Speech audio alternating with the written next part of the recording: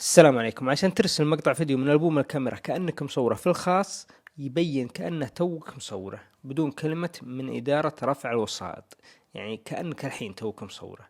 كل اللي عليك بس تدخل على منصة الأضواء، اضغط على الزايد اللي موجود هنا، بعدين اضغط على تحميل الفيديو، بعدين اختار الفيديو من ألبوم الكاميرا، بعدين اضغط على الصح اللي موجود تحت هنا، بعدها مباشرة انتظر شوي تطلع لك الصفحة زي كذا، اضغط على معاينة يطلع لك الفيديو، اضغط ارسال، شيل الصح عن المنصة زي كذا، بعدين نروح حدد اللي تبغاه في الخاص بالشكل هذا، وبعدين ارسله.